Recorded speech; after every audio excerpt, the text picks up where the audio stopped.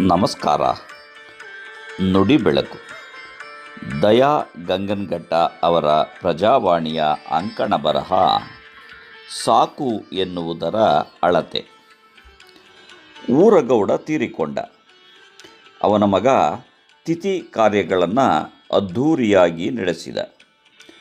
ಎಲ್ಲ ಮುಗಿದ ಮೇಲೆ ಲೆಕ್ಕದವನನ್ನು ಕರೆದು ಅಪ್ಪನ ವ್ಯವಹಾರದ ಬಗ್ಗೆ ತಿಳಿದುಕೊಳ್ಳಲು ನಮ್ಮ ಬಳಿ ಎಷ್ಟು ಸಂಪತ್ತಿದೆ ಎಂದ.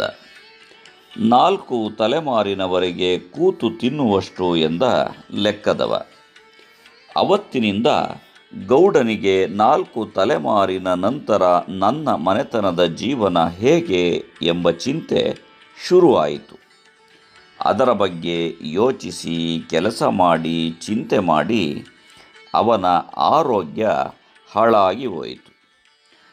ಗೌಡನ ಮನೆಯ ಹಿರಿಯ ಕೆಲಸಗಾರನಿಗೆ ಗೌಡ ಈ ಎಳಸುತನದ ಬೇಡದ ಯೋಚನೆಯಿಂದ ತಂದುಕೊಂಡ ಅನಾರೋಗ್ಯದ ಬಗ್ಗೆ ಬೇಸರವಾಯಿತು.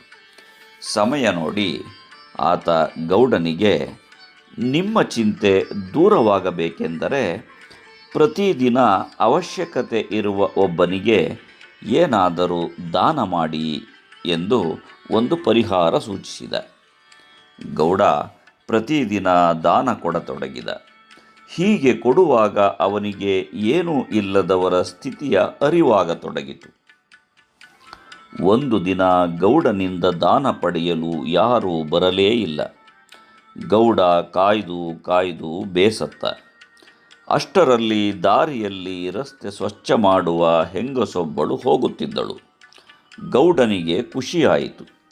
ಆಕೆಯನ್ನು ಕರೆದು, ತಗೋ, ನಿನಗಿವತ್ತು ಹಣ ಕೊಡುತ್ತೇನೆ ಅಂದ. ಆಕೆ, ಸ್ವಲ್ಪ ಇರಿ ಸ್ವಾಮಿ ಎಂದವಳು ತನ್ನ ಕೈಚೀಲವನ್ನು ಒಮ್ಮೆ ತೆಗೆದು ಅದೇನೋ ಎಣಿಸಿದಳು. ಗೌಡರ ಕಡೆ ನೋಡಿ, ಸ್ವಾಮಿ, ನನಗೆ ಹಣ ಬೇಡ.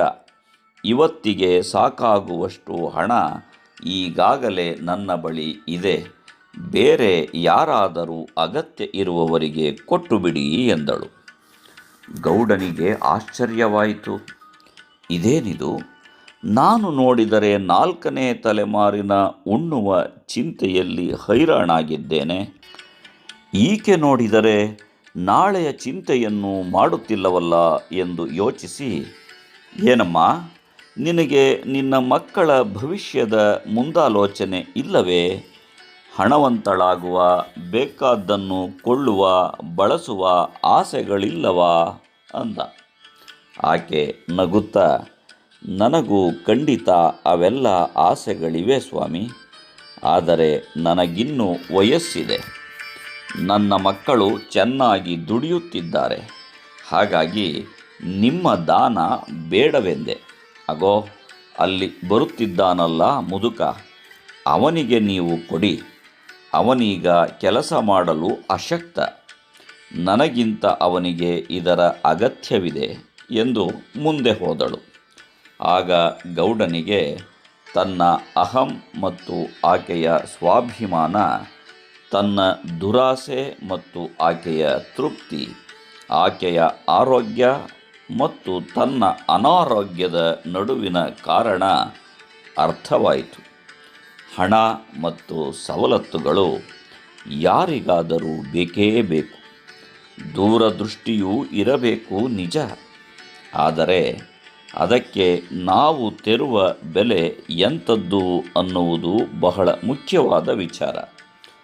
ಸಹಜವಾದ ಕಾಳಜಿ ಮತ್ತು ಕೆಲಸಗಳು ಅತಿಯಾಸೆ ಅಥವಾ ವ್ಯಸನವಾಗಿ ನಮ್ಮ ನೆಮ್ಮದಿಯನ್ನೇ ಹಾಳು ಮಾಡುವಂತಿರಬಾರದು.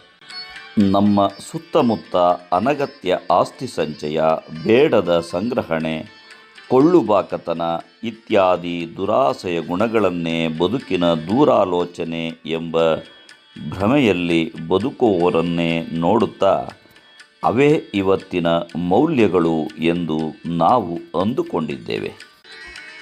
ನಮಸ್ಕಾರ. ಧನ್ಯವಾದಗಳು.